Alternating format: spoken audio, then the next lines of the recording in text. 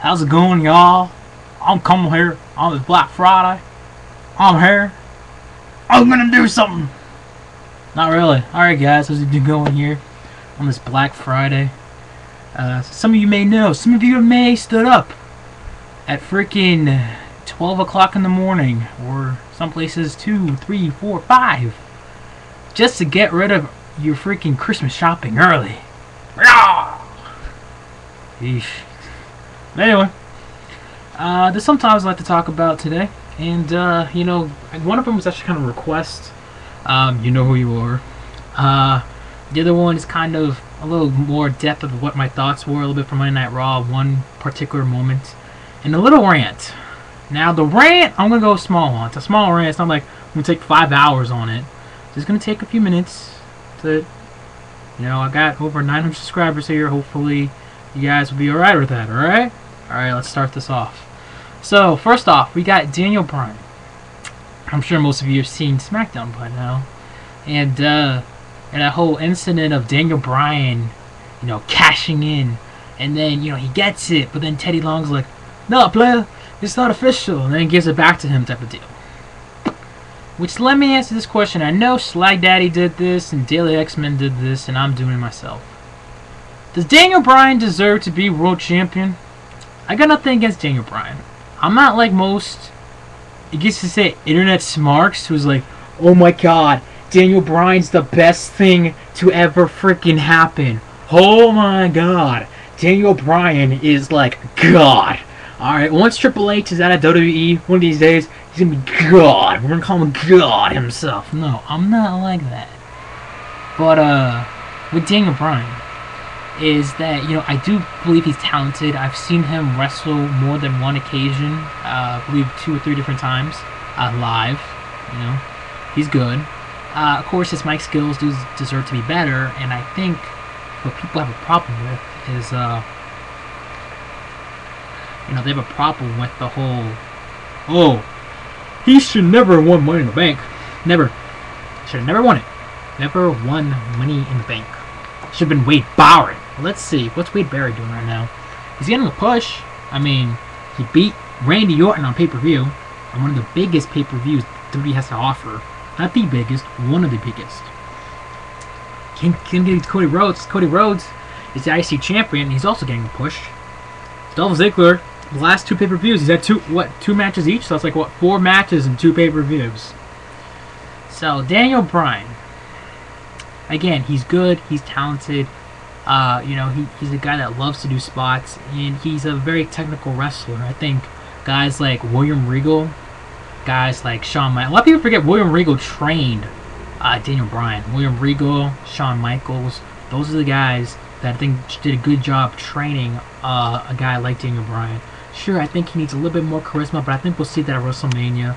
And speaking of WrestleMania, when he cashed in his briefcase, in some way, if they didn't say, "Oh, player, you can't cash it in right now," first of all, I think that's a good idea. Because it just makes it like, okay, well, you couldn't just, okay, you gotta try it again type of deal. So you're kind of like rooting for Daniel Bryan to try hard. It's like, okay, Daniel Bryan, come on, you could do this. You're rooting for him. You're rooting for the face in the situation, which is Daniel Bryan.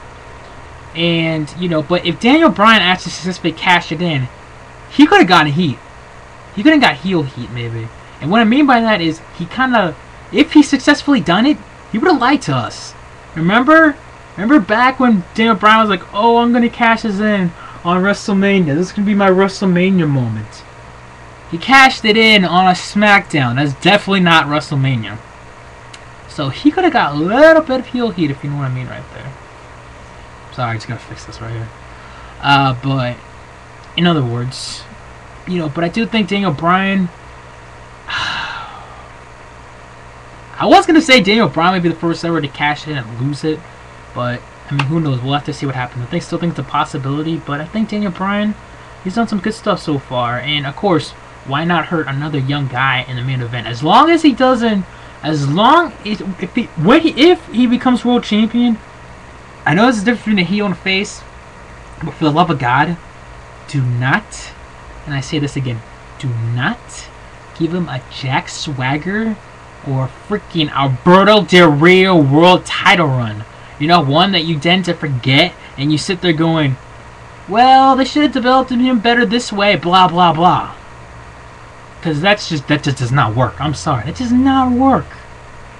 But anyway, hopefully they do better with Daniel Bryan. Of course, Daniel Bryan's getting more and more on a television screen. It's making him more, how do I say this? That, like, we don't forget about him. So that, like, by the time it's WrestleMania, we're not like this. Oh yeah, Daniel Bryan cashed in the Money in the Bank briefcase. I forgot Daniel Bryan was even on this roster. Oh my god, that sort of thing. But anyway, that's with that. And also I want to get to is It Begins. It Begins promo. Remember on Monday Night Raw, the It Begins promo came on. Of course, we had Kane, the Masked Kane. It was on Burning.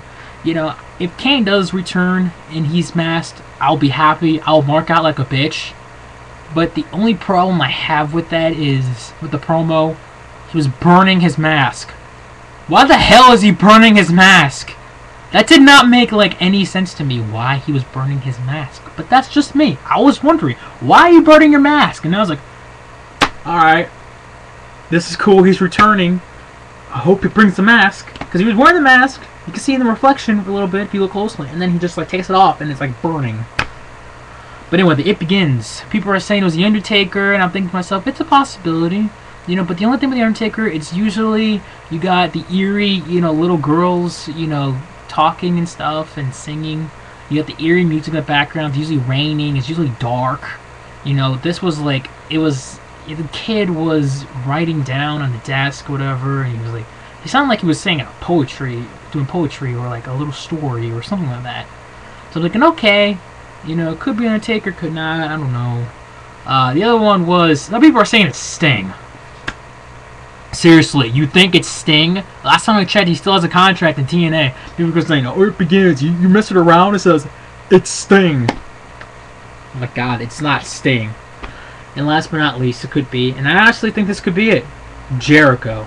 Now, my good old buddy, Gold Standard 000, I believe, tweeted Chris Jericho, and he asked him, where are you going to be January 2nd, 2012? And he said, I'm working in Hawaii. Jericho could have been lying right there. And it could be Jericho. I mean, Jericho has done this before. Remember Break the Code? We were all like, what the hell is this about?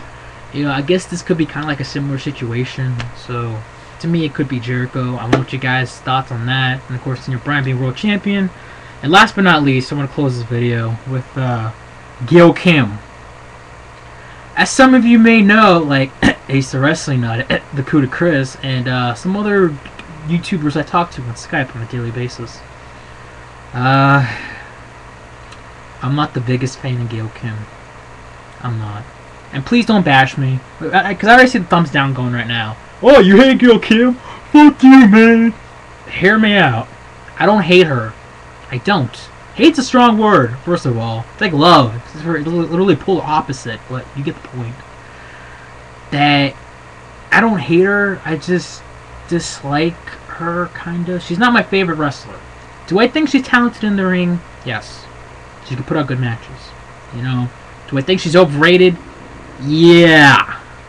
And what I mean by that is, okay, this is the same woman that walked into WWE, her very first day, became women's champion. She dropped it 2 weeks later, which kind of didn't make any sense. Then she goes to TNA, becomes the first ever Knockouts champion. Okay, I'm happy for her. Nice, Knockouts champion. She made history. Congratulations to her. And then she goes back to WWE just because of money reasons.